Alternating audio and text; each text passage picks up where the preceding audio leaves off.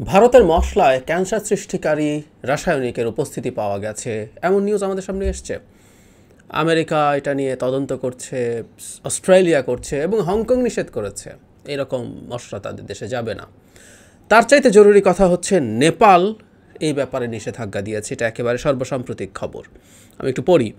ভারতের এমডিএইচ ও এভারেস্টের মশলা আমদানি বিক্রি ব্যবহারের উপরে নিষেধাজ্ঞা জারি করেছে নেপাল।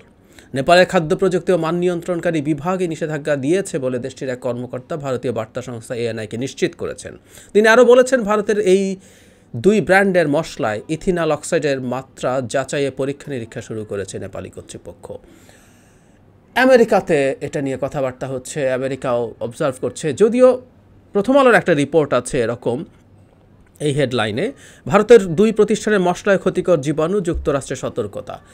ইথেনল অক্সাইড তো আছেই, এই রিপোর্টের মধ্যে ডিটেইলড আছে যে বিভিন্ন বছরে 17, 18, 19, 20 এরকম ধারাবাহিকভাবে 21 ভারতের এসব মশলা পণ্যে তারা বিভিন্ন রকম জীবাণু, সালমোনেলা পেয়েছে এবং প্রচুর চালান তারা বন্ধ করেছে।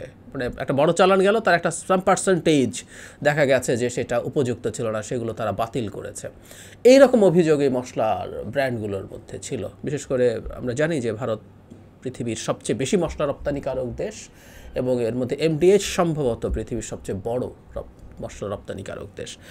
এখন একটা জিনিস খুব ইন্টারেস্টিং, একটা মশলায় মানে সালমোনেলা বা কিছু জীবাণু পাওয়া বাংলাদেশের মতো প্রেক্ষাপটে কেউ কেউ এটা নিয়ে নানান কথা বলতে পারেন।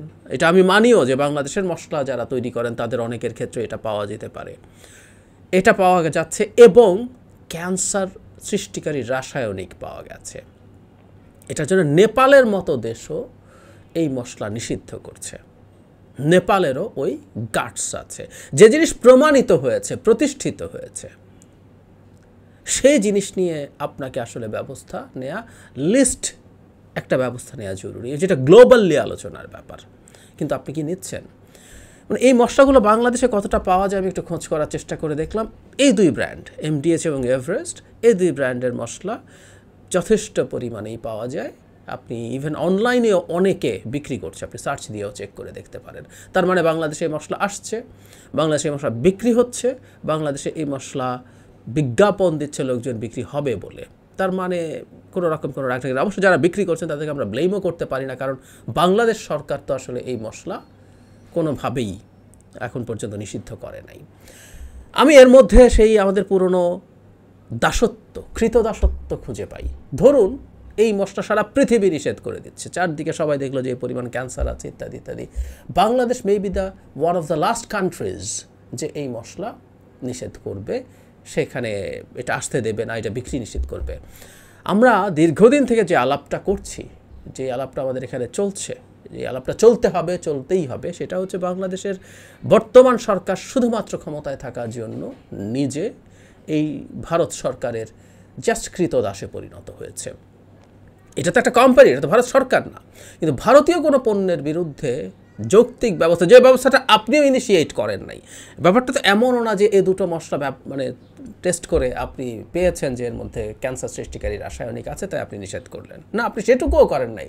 যেটা গ্লোবালি অ্যাকসেপ্টেড হয়েছে, যেটা নিয়ে অলরেডি সার্ভেইলেন্স আছে, যেটা নিয়ে নিষিদ্ধ করার নজির আছে, সেই মশলা নিয়েও আপনি আসলে কথা বলবেন না।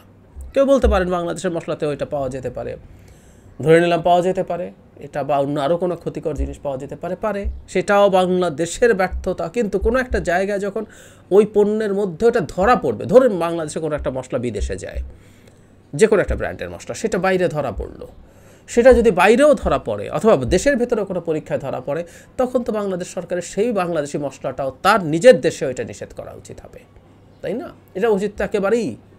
মজার ব্যাপার, ভারতের এই সংকট তৈরি হওয়ার পর ভারত তার অভ্যন্তরীণ বাজারেও এই মশলা নিষিদ্ধ করেছে বলে আমার অন্তত চোখে পড়েনি। আমি খুঁজে দেখার চেষ্টা করলাম। তার মানে নিজের দেশের মানুষকেও তারা ঝুঁকির মধ্যে রাখছে এবং বিশ্বের অন্যান্য মানুষকে ঝুঁকির মধ্যে রাখছে। ভারত তার নিজের নাগরিকদেরকে কীভাবে রাখবে না রাখবে, কতটা ঝুঁকি তৈরি করবে, এটা ভারতের ব্যাপার। এটা নিয়ে আমরা কথা বলবো, কিন্তু এটা দিনের শেষে ভারতের সিদ্ধান্ত। কিন্তু বাংলাদেশের মানুষকে এইরকম স্বাস্থ্য ঝুঁকিতে রাখবে সরকার কেন? আমরা কারণটা আসলে বুঝি। এই জন্যই বাংলাদেশে এই দুটো কোম্পানি এমডিএইচ এবং এভারেস্টের মশলার যে কোনো রকম কোনো সমস্যা হয়নি, হবে না, নিষেধাজ্ঞা তো দূরেই থাকুক, কোনো আলাপ আলোচনাও বা সরকারের দিক থেকে ইনিশিয়েট করা হয় নাই, তাতে আমরা আসলে অবাক হই না। ওই যে বললাম, যদি বিশ্বব্যাপী এই মশলা নিষিদ্ধ হতে থাকে তাহলে বাংলাদেশ শেষ দেশগুলোর একটা হবে যে এটা নিষেধ করার পথে হাঁটবে। মানে কি করলে সরকারের ভারতের বিরাগ ভাজন হয়ে যাবে, প্রতিটা মুহূর্ত সেই ব্যাপারে টেন্সড থাকে। বিশেষ করে এই 24 সালের ডামি নির্বাচনের পর থেকে আমরা দেখছি ভারতকে প্রকাশ্যে তোষণ করা, ভারত যে তাদের প্রভু, ভারতই যে তাকে ক্ষমতায় রেখেছে। আগে এগুলো আশপাশের মানুষজন বলতেন, ফিসফাস করতেন বা জোর উচ্চস্বরে বলতেন, সরকারের দিক থেকে সেগুলোকে এক ধরনের ডিনাউন্স করার টেন্ডেন্সি ছিল, না না ও আমাদের বন্ধু ইত্যাদি ইত্যাদি। কিন্তু এরপর থেকে তো তারা তাকে প্রভু হিসাবে অ্যাস্টাবলিশ করার চেষ্টা করছে। ভারতই হয়তো বলছে। ঠিক একইভাবে আমি মনে করব সেই কারণেই যে এখন সামনে আসলে আপনি এই ব্যাপারগুলোতে আসলে কিছু হবে না। বাংলাদেশ ওই পুরনো কথা ঘুরে ফিরে আসতেই থাকবে। বাংলাদেশের সংকটের মূল যে জায়গায় ভারত, বাংলাদেশের গণতন্ত্র ধ্বংস হওয়ার মূল যে জায়গায় ভারত, সেই ভারতই তো আসলে আমাদের গণতন্ত্র ধ্বংস হওয়ার সাথে তো আওয়ামী রেজিমের ক্ষমতায় থাকা সরাসরি জড়িত। ও ক্ষমতায় আছে, আমাদের গণতন্ত্র ধ্বংস হয়েছে বলেই সে ক্ষমতায় আছে। সুতরাং ভারত আমাদের কাছে যতটা তীব্র শত্রুতে পরিণত হচ্ছে, যতটা ঘৃণার বস্তুতে পরিণত হচ্ছে, এটা আওয়ামী লীগের কাছে ইনভার্সলি প্রপোর্শনাল, তত বেশি ভালোবাসার বস্তুতে পরিণত হচ্ছে। সুতরাং আওয়ামী লীগ, এই আওয়ামী রেজিম ভারতের শুধু না, ভারতের কোনো কোম্পানিরও সামান্যতম স্বার্থে আঘাত আসবে এমন কোনো পদক্ষেপ নেবার কোনো কারণ নাই। তাই নেপালের মতো পুঁচকে দেশও যখন গার্ডস দেখিয়ে এরকম ব্যবস্থা নেয়, বাংলাদেশ সরকার নেবে এটা আমরা কল্পনাই করিনি। এটা হওয়ার কোনো কথাই ছিল না।